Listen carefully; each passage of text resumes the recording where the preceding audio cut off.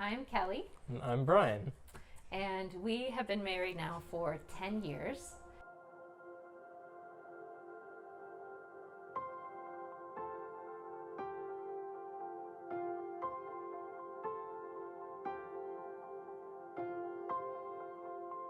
So a couple years into our marriage, we decided we wanted to try to start having children. So, we were trying month after month, and it just was not happening. So we have where we live, we have a really great naprotechnology doctor, Dr. Sora. And so we decided to just, make the appointment, just make sure everything was fine.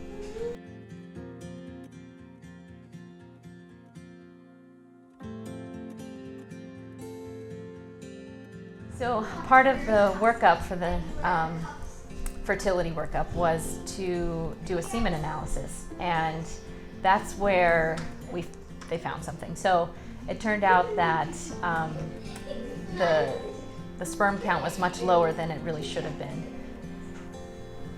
We knew at the time that we were not going to be doing anything like in vitro fertilization to achieve pregnancy, but so at the time we just didn't know what the results meant. And it felt so much like it just wasn't going to happen for us. And I remember going to bed that night just feeling the pain was just really vivid. I almost felt like my heart was just like tearing apart.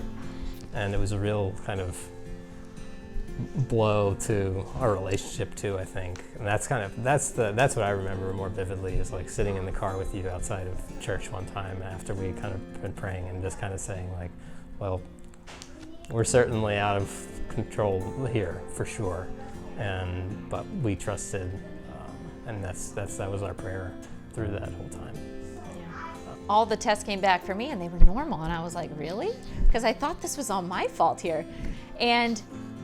But as I was processing this, it wasn't like, okay, well, it's Brian's fault here that we can't have a child. Like, really, like, through that whole experience, like, I realized, like, it's not just one or the other. Like, we're a couple and we're a family, and, like, this is ours to carry together.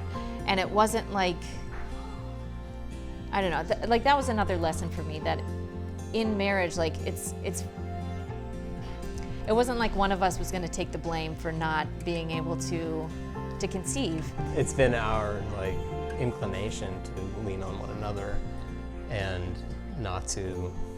Yes, we all process things kind of individually, but as far as blaming one another, that's not really productive, and we've just always kind of gone through things together.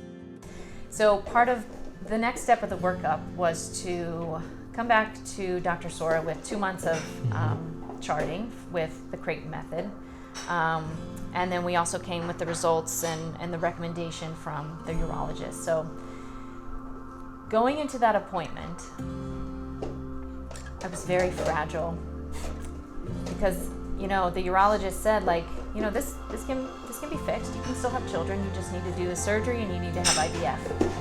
But we knew we weren't going to do that. So I just was so afraid that she was going to confirm that was it. She just didn't see it as a huge issue. And I still remember the shift that was in me. Like it was like this physical, tangible shift. And it was hope. Like her words had such power, where his words with the urologist that we saw really took away any hope that I had of this working for us. She just restored that hope. And all of a sudden, our mindset shifted.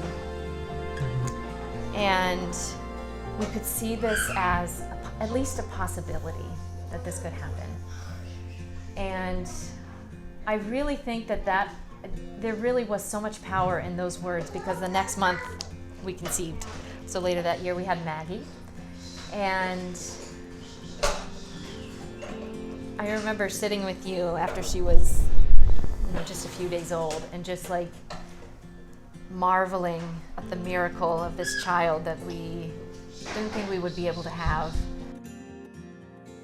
especially having them after the struggle through the infertility and through the fertility challenges, just like marveling at the gift that they are. And it helped us see that like they're not our possession, and that like it was something that we wanted, so we just went out and got it.